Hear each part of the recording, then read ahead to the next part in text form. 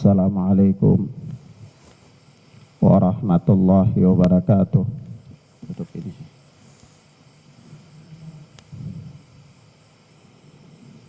Walhamdulillahi hamdan katsiran thayyiban mubarakan fih kama yuhibbu rabbuna wa yarda.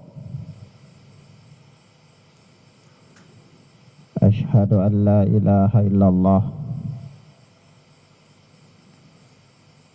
wahdahu la syarika lah wa ashhadu anna Muhammadan abduhu wa rasuluh sallallahu alaihi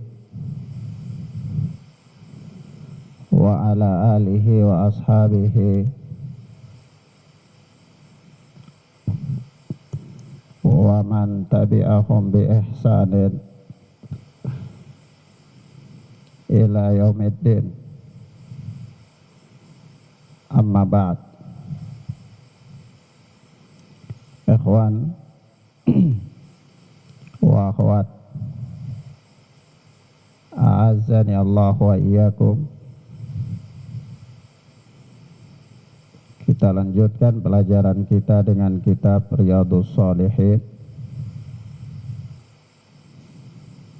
oleh Al-Imam Abu Zakaria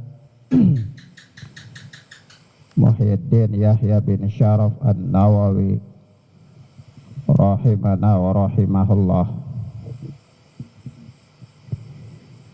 Kita sampai pada hadis yang ke-235 dari kitab Riyadhus Shalihin. Berkata Al-Imam An-Nawawi rahimana wa rahimahullah, wa anha radhiyallahu anha qalat, dan darinya, yakni dari Aisyah radhiyallahu ta'ala anha, dia berkata,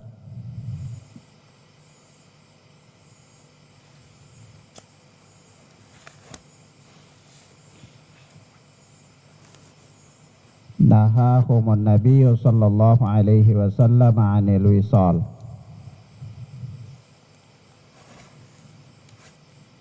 Nabi sallallahu alaihi wasallam melarang kami dari berpuasa wisal. Berpuasa wisal, yakni berpuasa siang dan malam tanpa putus dengan disertai niat, yakni puasa terus menerus siang dan malam, hanya disertai dengan apa? Niat saja. Ya, namanya puasa wisal. Maka kata Aisyah radhiyallahu ta'ala anha bahwa Nabi sallallahu alaihi wasallam melarang kami dari puasa wisal, rahmatan lahum, yakni melarang mereka, ya. Mereka di sini adalah para sahabat ridwanullahi alaihim ajma'in. Rahmatan lahum adalah sebagai bentuk kasih sayang kepada mereka, sebagai bentuk kasih sayang kepada mereka. Faqalu, maka mereka pun berkata, innaka tuwasil, sungguhnya engkau berpuasa wisal ya Rasulullah. Ya, dia engkau melarang kami sementara engkau melakukan puasa wisal. Qal, maka Nabi sallallahu alaihi wasallam bersabda, inni lastu kahayatikum sesungguhnya keadaanku tidak sama seperti kalian, tidak sama seperti keadaan kalian. Pintu ini ditutup saja, jendela yang sana dibuka. Nah, inni abitu yut'imuni rabbi wa yasqini. Akan tetapi sesungguhnya aku bermalam, namun diberikan makan dan minum oleh Rabbku.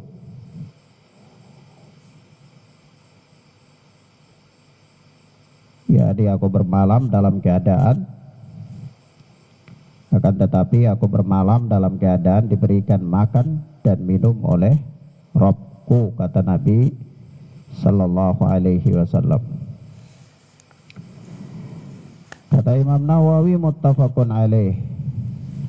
Hadis ini adalah hadis muttafaqun alaih, hadis yang dikeluarkan dan disepakati kesahihannya oleh Al-Imam Bukhari dan Muslim dalam sahih keduanya. Nah, maka ikhwan, a'azzani Allah wa iyyakum, jendela ini dibuka.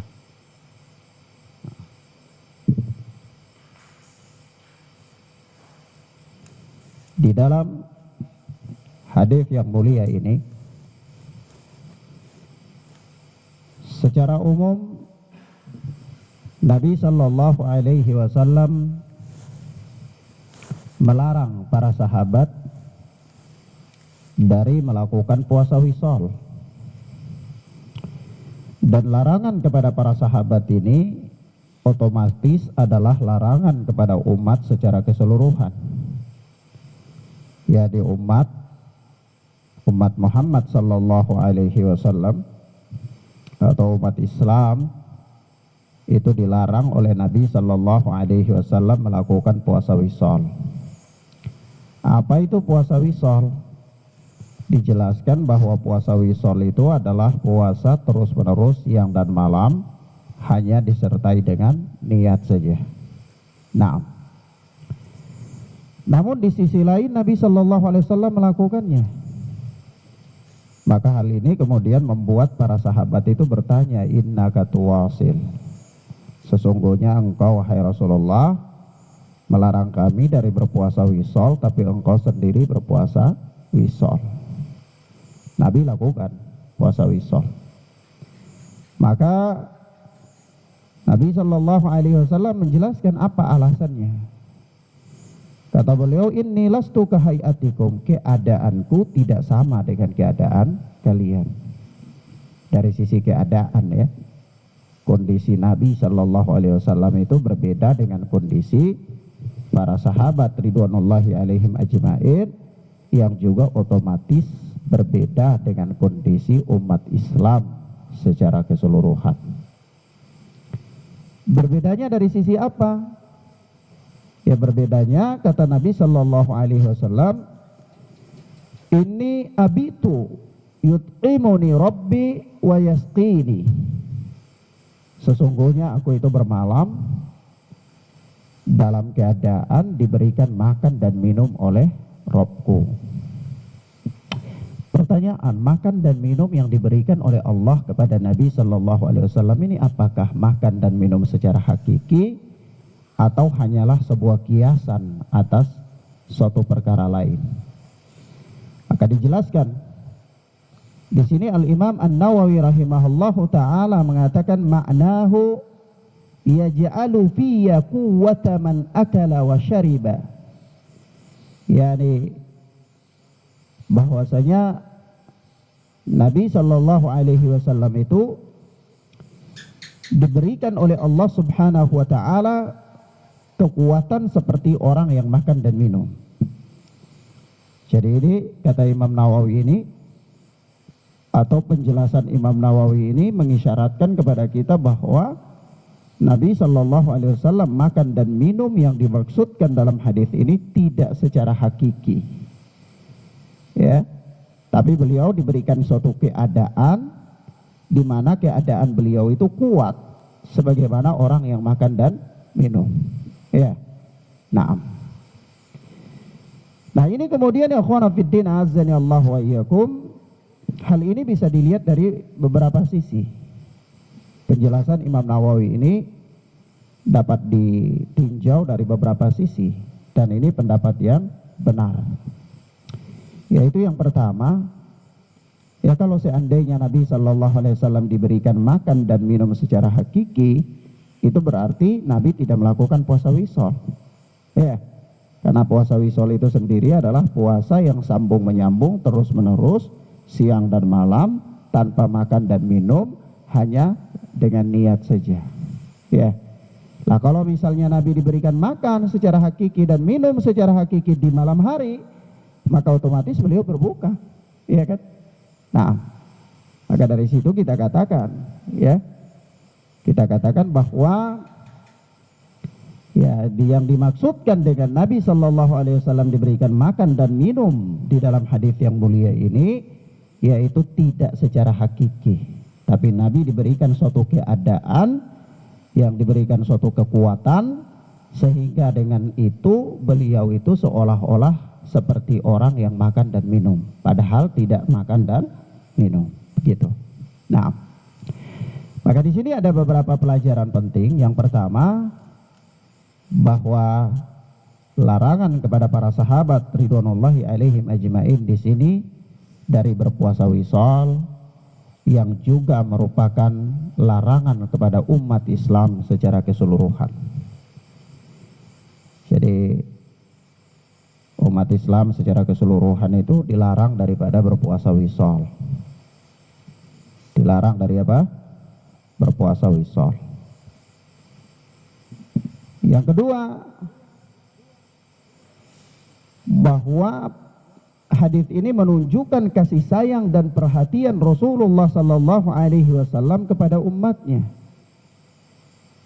Naam.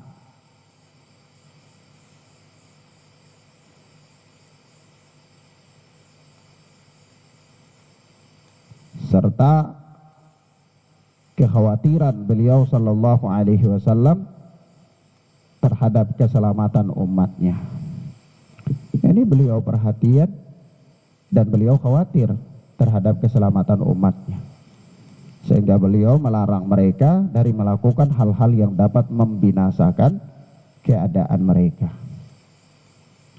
Dan kalau kita tinjau atau mengamati syariat ini secara menyeluruh, apakah itu perintah atau larangan, maka kita dapati di sana ada unsur kasih sayang dari pembuat syariat kepada umat ini agar mereka tidak binasa. Ya, syariat melarang mereka misalnya dari mengkonsumsi minuman keras, ya juga karena supaya jangan mereka binasa. Ya, syariat melarang mereka dari membunuh diri, syariat melarang mereka dari ya macam-macam. Ya intinya adalah ya kekhawatiran pembuat syariat atau apa namanya kasih sayang pembuat syariat kepada umat ini agar mereka tidak binasa. Sebab itu di sini Rasulullah Sallallahu Alaihi Wasallam yang menyampaikan syariat itu beliau khawatir terhadap umatnya, sehingga khawatirnya beliau itu jangan sampai ada perkara syariat yang kemudian membuat umat itu terbebani dan akhirnya membawa mereka kepada jurang kebinasaan. Ya. Nah, kemudian yang berikut, faedah yang berikut dari hadis yang mulia ini, bahwa di dalam syariat ini ada hal-hal yang dikhususkan kepada Nabi Sallallahu Alaihi Wasallam, dan itu tidak berlaku kepada umat beliau. Jadi ada perintah-perintah syariat atau ada ketetapan-ketetapan syariat yang tertentu yang merupakan kekhususan Nabi Sallallahu Alaihi Wasallam. Dan dan tidak berlaku kepada umatnya. Salah satunya ini, yaitu Nabi berpuasa wisol. Ini kekhususan Nabi dan tidak berlaku kepada umat beliau ya, sallallahu alaihi wa alihi wasallam. Nah, dan banyak lagi. Ada beberapa di antara perkara syariat itu yang merupakan kekhususan Nabi sallallahu alaihi wa alihi wasallam. Nah, ini bukan berarti Nabi sallallahu alaihi wasallam dengan manusia yang lain itu mempunyai perbedaan dalam tanda kutip ya. Tetapi Nabi itu ya manusia biasa, sama seperti manusia. Dalam pembebanan syariat beliau pun dibebankan dengan syariat. Hanya saja ada perkara-perkara tertentu yang memang dikhususkan kepada beliau sallallahu alaihi wasallam. Karena apa? Ya karena itu beliau diberikan apa? Suatu kondisi yang berbeda dengan kondisi umat beliau. Ya. Seperti beliau juga melakukan Isra dan Mi'raj. Ya. Ini kekhususan beliau, tidak ada orang selain beliau bisa melakukan peristiwa Isra Mi'raj. Ya. Dan beliau juga diberikan kondisi sedemikian rupa sehingga mampu menembusi naik ke langit dalam keadaan selamat. Ya. Nah, begitu pula kembali dari sana dalam keadaan selamat. Ya kenapa tidak? Ya karena kalau seandainya manusia lain yang tidak diberikan kondisi khusus oleh Allah Subhanahu wa taala, maka niscaya dia akan hancur. Ya, tubuhnya ini tidak kuat menahan rasa panas, ya. Kenapa? Ya, semakin tinggi keluar angkasa itu semakin panas, ya. Nah, tapi beliau diberikan suatu kondisi di mana beliau itu ya diberikan kekuatan, diberikan kemampuan yang berbeda dengan manusia yang lainnya. Nah, kemudian yang berikut dari hadis yang mulia ini, bahwasanya Allah Subhanahu wa taala memberikan karunia dan rahmatnya kepada siapa yang dikehendaki oleh Allah. Allah Azza wa Jalla memberikan rahmat dan karunia-Nya kepada siapa yang dikehendaki oleh Allah.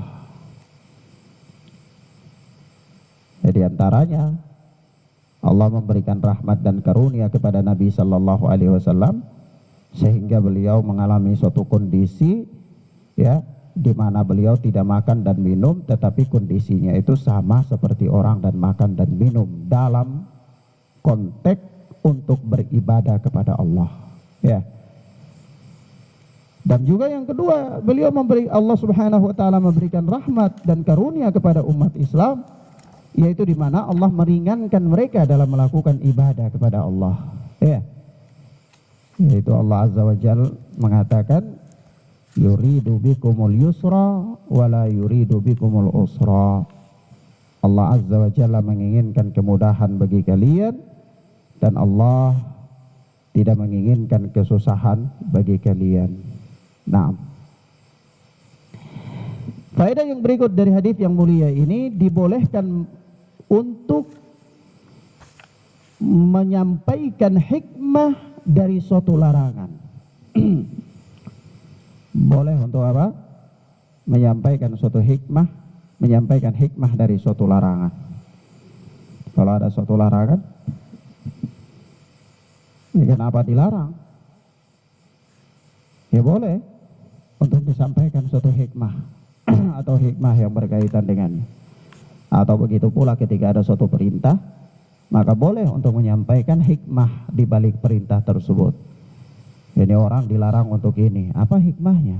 Nah, begitu pula orang ini diperintahkan untuk ini, apa hikmahnya? Ya, begitu dan seterusnya. Maka dari itu kerap kali kalau kita dapati nas-nas, ada kadang-kadang ada perintah, disebutkan juga ada hikmah-hikmah di balik perintah itu. Begitu juga ketika ada suatu anjuran, suatu perintah misalnya bersifat anjuran, maka juga kita dapati di sana ada hikmah di balik perintah tersebut. Ya, nah, meski tidak selamanya demikian ya, tidak selamanya. Karena memang ada perintah-perintah tertentu yang Allah Subhanahu wa taala tidak menjelaskan kepada kita hikmahnya. Begitu pula ada larangan-larangan tertentu yang tidak dijelaskan kepada kita hikmahnya. Kenapa? Karena disitulah sisi-sisi yang membutuhkan kepatuhan manusia terhadap perintah syariat. Ya, Manusia itu ya, yang dibutuhkan bagi manusia itu bukan untuk mengetahui hikmah di balik larangan atau perintah, tetapi yang dibutuhkan bagi mereka adalah menaati perintah atau larangan. Sebab itu kadang-kadang ya tidak diwajibkan ya bagi seorang guru untuk menyebutkan setiap hikmah di balik larangannya, atau tidak perlu menyebutkan sehikmah di balik setiap perintahnya. Ya. Nah, kemudian, tapi kalau disampaikan untuk menambah pemahaman atau memacu seorang untuk giat melakukan perintah atau menghindari larangan yang dimaksud, maka boleh saja, bukan tidak boleh. Hal itu boleh. Makanya di sini ketika Rasulullah Sallallahu Alaihi Wasallam melarang para sahabat daripada berpuasa wisol, apa hikmahnya? Ya, hikmahnya apa kata Aisyah radhiyallahu taala anha, rahmatan lahum, sebagai suatu bentuk kasih sayang kepada mereka. Ya, sebagai suatu bentuk kasih sayang kepada mereka. Nah, begitu pula ketika Rasulullah sallallahu alaihi wasallam melakukan puasa wisol dan disaksikan oleh para sahabat, ya mereka kemudian bertanya, innaka tuwasil, hal ini kami dilarang tapi engkau sendiri melakukannya. Apa? Kenapa? Maka Rasulullah pun menyebutkan alasannya. Inni lastu kahayatikum, keadaanku tidak sama seperti keadaan kalian. Gitulah apa penjelasan Rasulullah Sallallahu Alaihi Wasallam. Tidak sama dari sisi apa, ya ikhwan? Ya tidak sama dari kondisi keadaan, ya. Bukan dari sifat manusianya. Kalau dari sifat manusianya kata Rasulullah, ini basyarum mithlukum, aku ini manusia biasa sama seperti kalian, ya.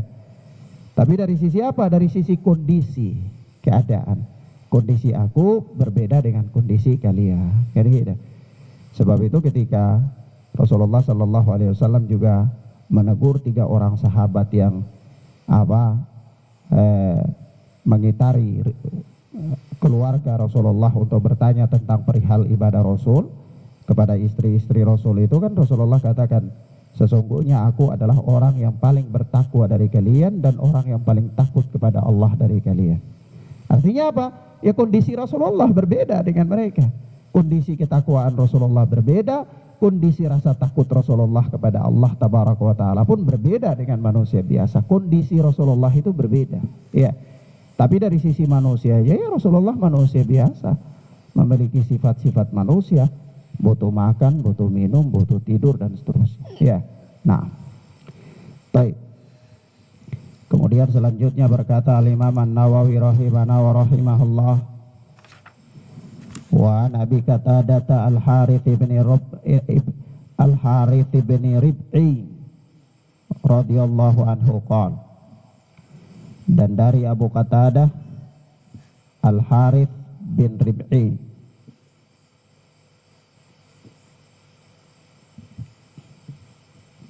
Abu Qatadah salah seorang sahabat Nabi Sallallahu Alaihi Wasallam. Beliau mempunyai sejumlah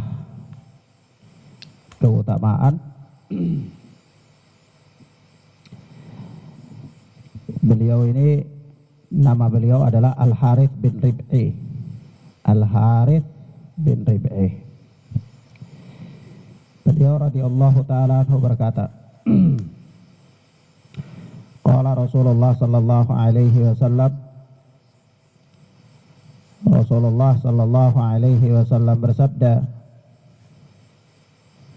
inni la aqumu ila shalah wa uridu an utawwila fiha fa asma'u buka'a as-sabiyyi fa tajawwazu fi salati karahiyata an asyqa ala ummihi. Kata Rasulullah sallallahu alaihi wasallam, ya kata Rasulullah sallallahu alaihi wasallam, jadi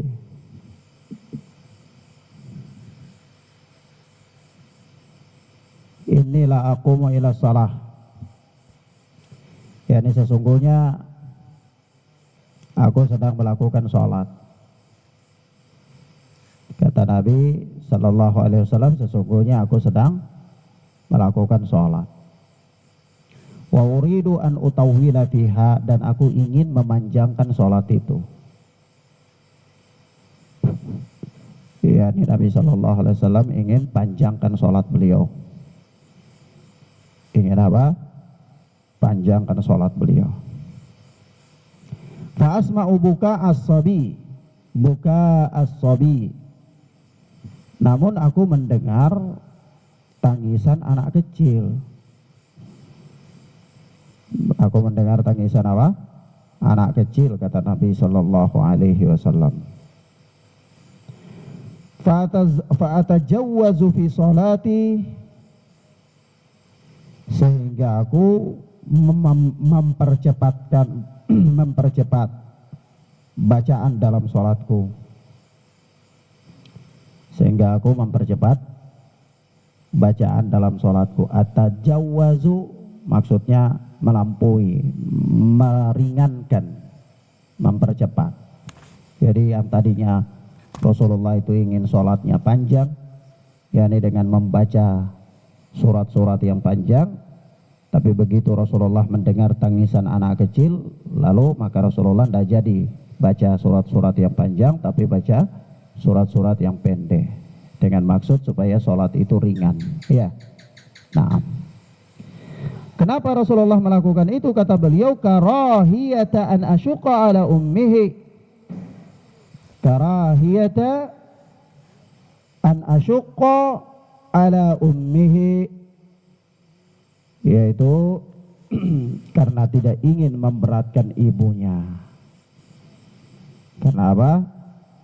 Tidak ingin memberatkan ibunya. Nabi Shallallahu Alaihi Wasallam tadinya mau sholat yang panjang, tapi begitu ada dengar tangisan anak kecil, Nabi langsung meringkas sholatnya, meringankan sholatnya. Alasannya karena Nabi khawatir ibunya itu berasa berat. Begitu ibunya sholat, anaknya nangis, karena konsentrasi ibunya ini terpecah, ya. Jadi tidak tenang dalam melakukan sholat. Maka beliau terganggu, ibunya itu akan terganggu. Kata Imam Nawawi rahimana wa rahimahullah, rawahul Bukhari. Hadis ini diriwayatkan oleh Al-Imam Bukhari rahimana wa rahimahullah. Hadis ini diriwayatkan oleh Al-Imam Bukhari di dalam sahih beliau rahimana wa rahimahullah. Maka ikhwan fillah azani Allah wa iyyakum, ada beberapa pelajaran yang dapat kita ambil dari hadis yang mulia ini. Yang pertama, hadis ini menunjukkan kepada kita tentang kasih sayang Rasulullah sallallahu alaihi wasallam kepada umatnya.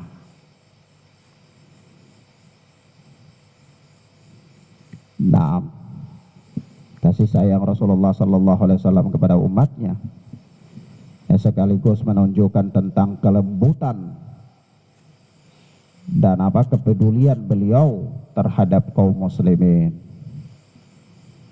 Kelembutan dan kepedulian beliau terhadap kaum muslimin. Ya, dimana sebenarnya Rasulullah ini ingin sholatnya panjang, dan tentu sholat yang panjang ini mempunyai keutamaan. Tetapi ketika di sana ada penghambat yang Rasulullah tidak suka memberatkan orang lain, ya, ketika sholat bersama beliau ketika itu, maka beliau jadikan sholatnya itu ringan. Ya, nah ini bentuk kasih sayang. Karena bentuk kasih sayang itu bukan hanya kasih manisan saja, atau kasih kue, ya. Nah itu ini orang ini paling baik kasih kue, bukan. Bentuk kasih sayang ini apa? Di antaranya adalah membuat orang itu beribadah dengan enteng, dengan ringan, sehingga dia menikmati sebuah ibadah yang sedang dia lakukan. Nah, ini juga adalah bentuk kasih sayang. Maka dari itu orang-orang yang membuat fatwa atau yang memberikan jawaban atas permasalahan-permasalahan manusia umat Islam dalam mendekatkan diri kepada Allah, maka hendaklah mereka memberikan jawaban-jawaban itu yang mudah, yang meringankan. Ya. Dalam artian, ya kalau ada jalan yang bisa ditempuh dengan mudah agar orang tidak rasa berat dalam beribadah kepada Allah, maka itulah yang ditunjukkan kepada mereka. Ya, berbeda, bukan persoalan di sini bukan persoalan keutamaan dan tidak utama ya, tetapi persoalan di sini adalah menjaga mood seseorang agar dia selalu baik dalam melakukan ibadah. Ya, maka ketika ibu ini moodnya akan terganggu dengan tangisan anaknya, ya Rasulullah menjaga moodnya, sholatnya diringankan supaya apa? Ibu ini tetap nyantai dan khusyuk dalam beribadah kepada Allah Subhanahu wa ta'ala. Dalam konteks yang disebutkan dalam hadis ini adalah sholat. Ya. Nah, yaitu bentuk kasih sayang Nabi. Kemudian juga bentuk kelembutan beliau dan kepedulian beliau terhadap keadaan kaum muslimin. Nah, ya, kemudian yang berikut, faedah yang berikut dari hadis yang mulia ini,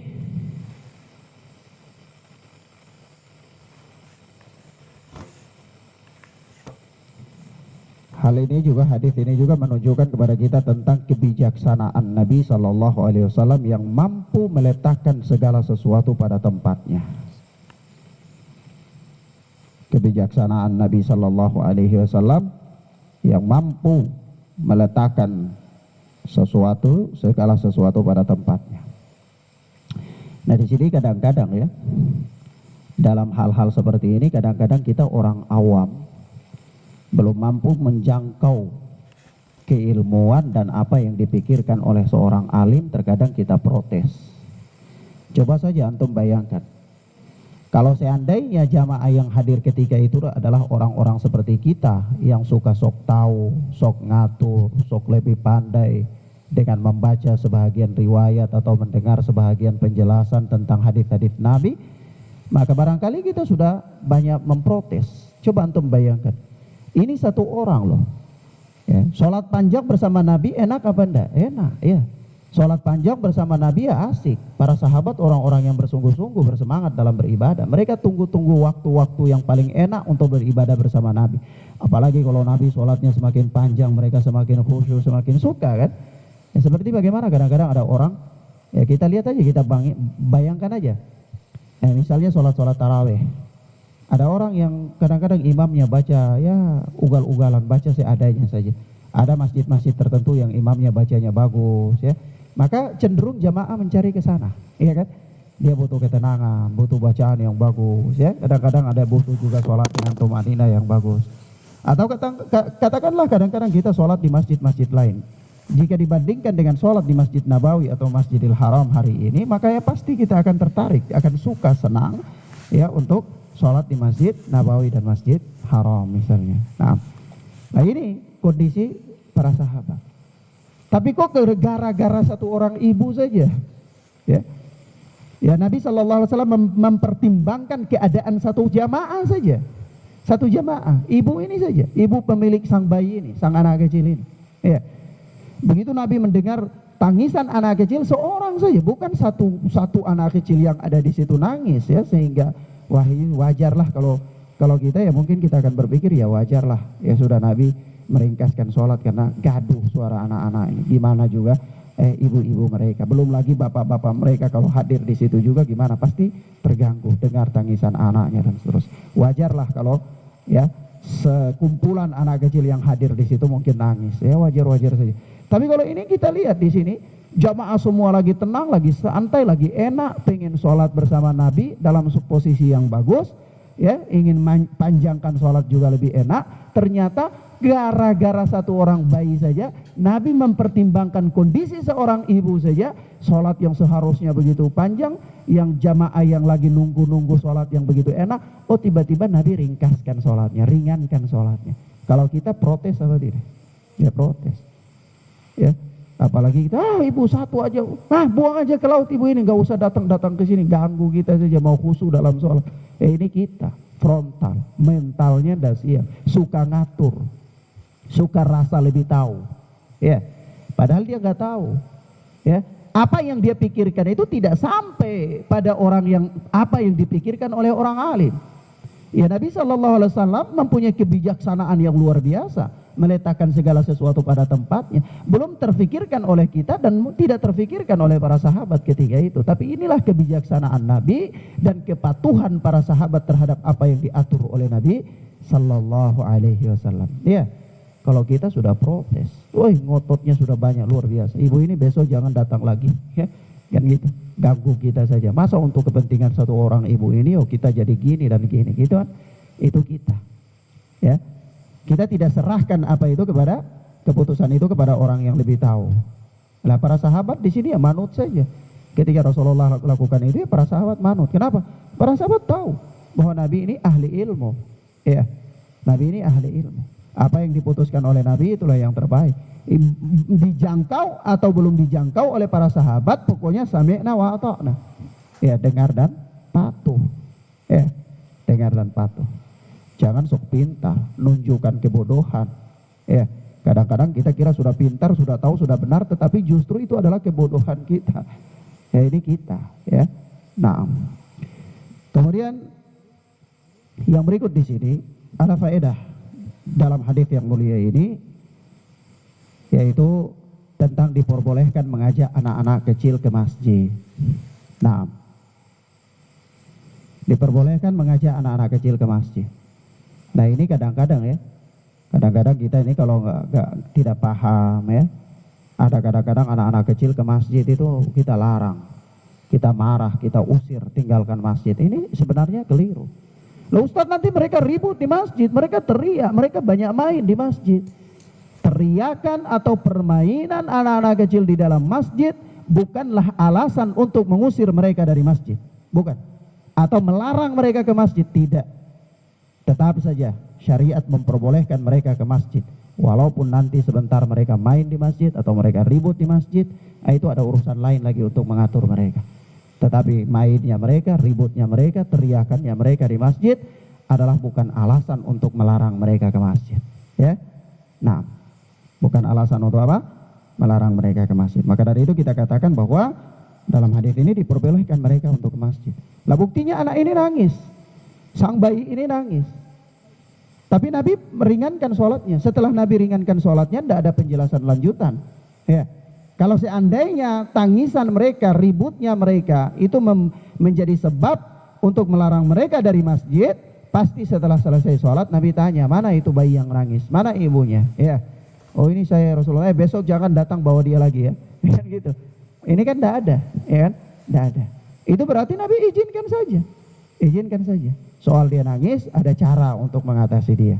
Soal dia ribut ada cara untuk mengatasi dia.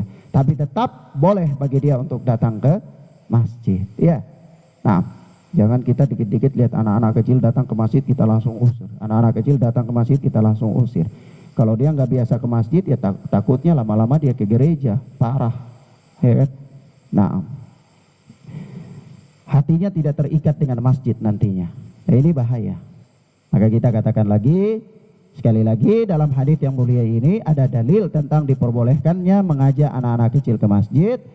Teriakan mereka, ributnya mereka, ya, bahkan tangisannya mereka, nangisnya mereka di masjid bukanlah alasan untuk melarang mereka ke masjid, ya, untuk melarang dibawa mereka ke masjid. Nah Ustaz, tapi kalau dia ribut, ya sudah ada cara tersendiri untuk mengatasi dia, ya. Barangkali orang tuanya, ya, punya cara tersendiri dan seterusnya. Nah, kemudian faedah yang berikut dari hadis yang mulia ini bahwa imam berhak menentukan panjang pendeknya sholat, ya, tentu dengan kebijakannya. Tentu dengan apa? Kebijakannya. Nah, kebijakan apa ya? Imam sangat tahu kondisinya. Makanya imam itu juga bukan hanya sekedar dia tahu sholat, tetapi dia tahu ilmu, ya. Dia tahu ilmu. Bukan hanya sekedar dia tahu baca Al-Quran, tetapi dia juga harus memahami ilmu agama. Dia harus berilmu. Maka dari itu supaya apa? Supaya dia bertindak sesuai dengan ilmunya. Dia menempatkan segala sesuatu pada tempatnya. Kapan dia memanjangkan sholat, kapan dia memendekkan atau meringankan sholatnya. Karena dia penentu. Sang imam ini adalah penentu. Dia mau tentukan apa sholat ini panjang atau sholat ini pendek, ya dari dia, ya. Tentu dengan apa? Dengan pertimbangan dia, kebijakan dia. Maka dari itu sang imam butuh ilmu. Sang imam butuh apa? Butuh ilmu. Nah, demikian akhwana fiddin azani Allah wa iyyakum. Ada beberapa hal yang bisa kita sampaikan pada kesempatan yang mubarakah ini insyaallah taala. Kita lanjutkan pada pertemuan berikutnya biidznillah ta'ala. Hadanallahu wa iyyakum wa barakallahu fikum. Wa sallallahu ala nabiyyina Muhammad wa ala alihi wa sahbihi wasallam. Subhanakallahumma bihamdika asyhadu an la ilaha illa anta astaghfiruka wa atubu ilaik. Wassalamualaikum warahmatullahi wabarakatuh.